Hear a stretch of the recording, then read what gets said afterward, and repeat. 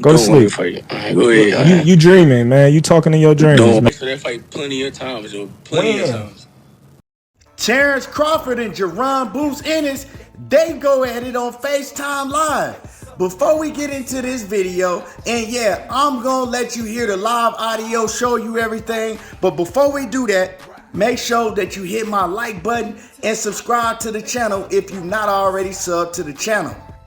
Now that we finally got that big fight with Errol the True Spence and Terence Bud Crawford, Jaron Ennis, he didn't pop back on the scene. He let Bud know right in his face, you know you've been ducking me, quit ducking me, because I've been asking to fight you for a long, long time now. Now, my first thing when I seen this, I said, Jaron Ennis, he sure picked the time to come back up on the scene, right? Ennis has let it be known for a long time that he wants Errol Spence and he wants Terence Bud Crawford.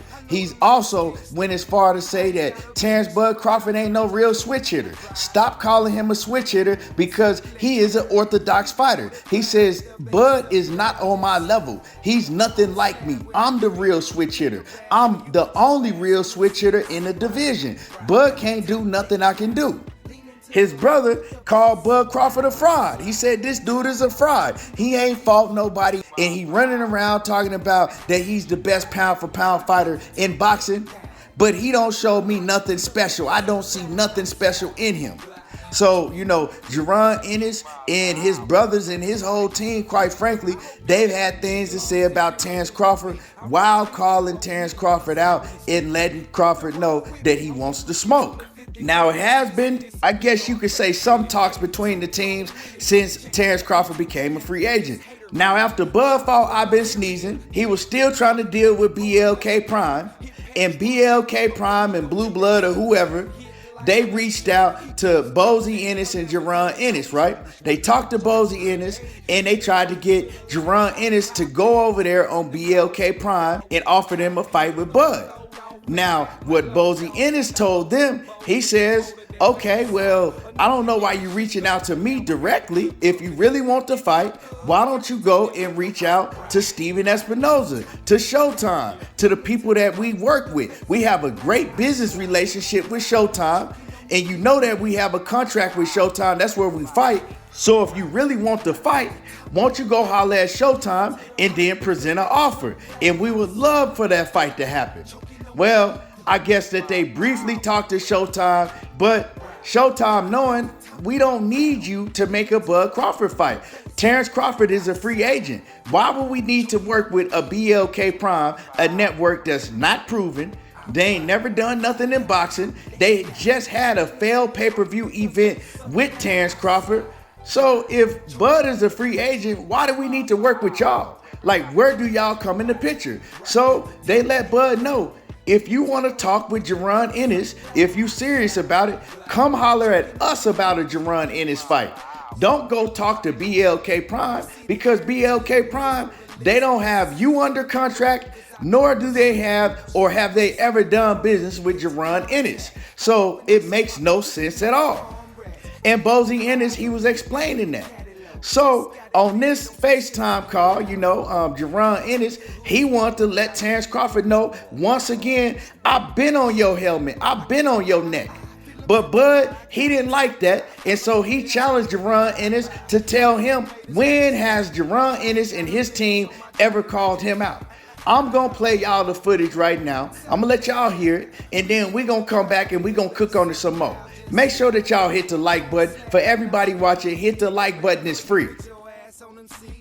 Go to Don't want to sleep. fight. All right, go ahead. You dreaming, man. You talking in your dreams, Don't want to man. fight. Yo, we asked for that fight plenty of times, yo. Plenty of When? times. When? Plenty of times. What's plenty? When? Man, you Man, already you know, yo. fronting. You know what's You up. fronting now. Don't No front front. for No, Gilly now. no fronting.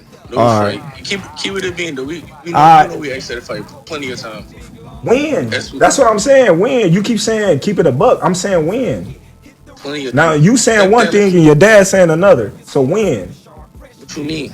You saying one thing and your dad saying another thing. So what is We what? asked for that fight. I've been asking for that fight since 2018. What are you talking about? Since I was a baby.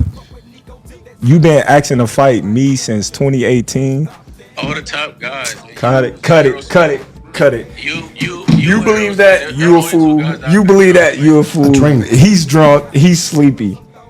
Now y'all heard it, Ennis was trying to press Terence Crawford on how come he's never fought him. You know that we've been asking for that fight for a long time. Now he said 2018, and I don't know about that 2018 stuff. You know what I'm talking about? Because in 2018, Ennis didn't have no name. So it don't even make sense him saying that we've been asking to fight you since 2018.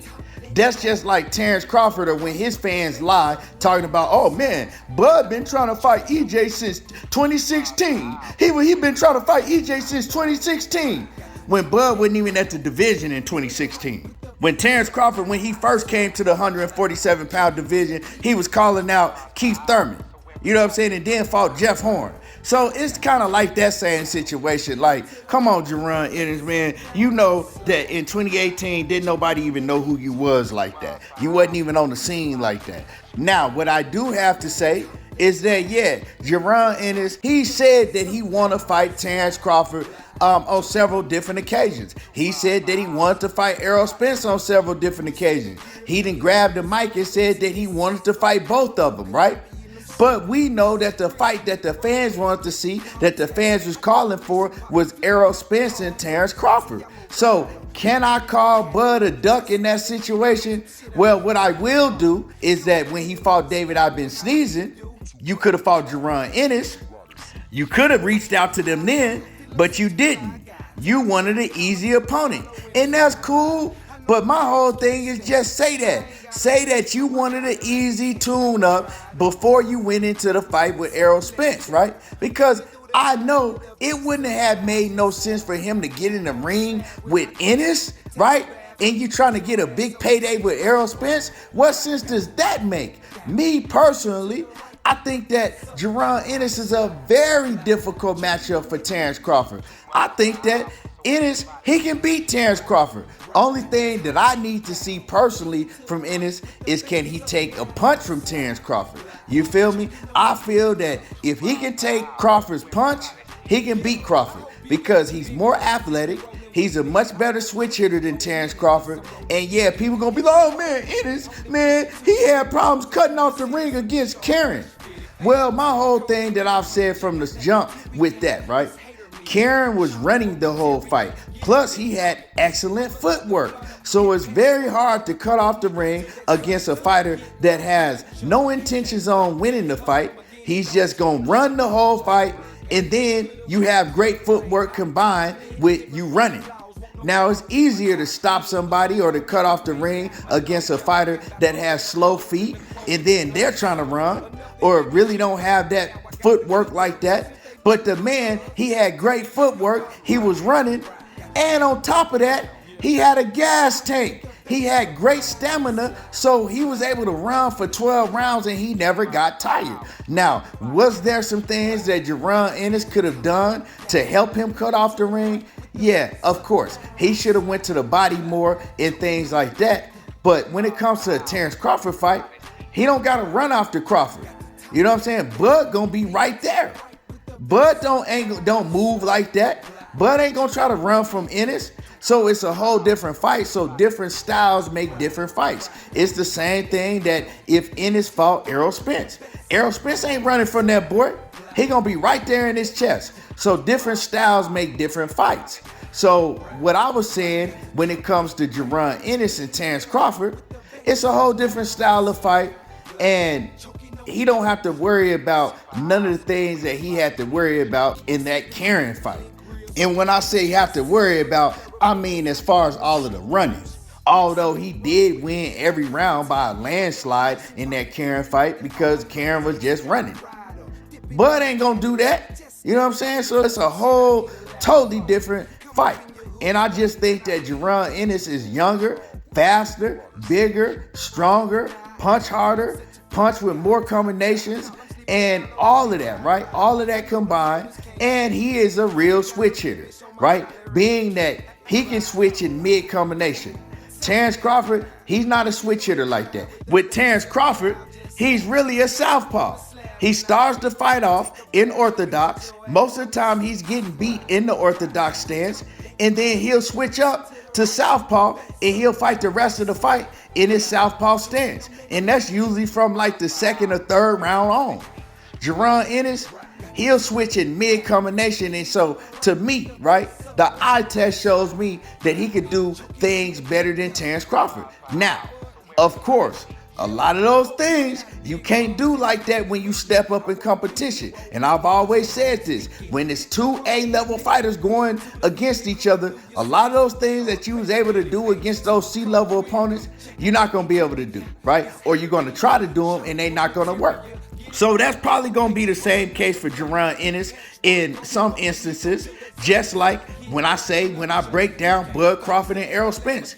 He ain't been in the ring with top level competition. So when he get in the ring with Errol Spence, a lot of the things that he was able to do against those lower tier opponents, you know what I'm talking about, that Bud been fighting, he was able to get off.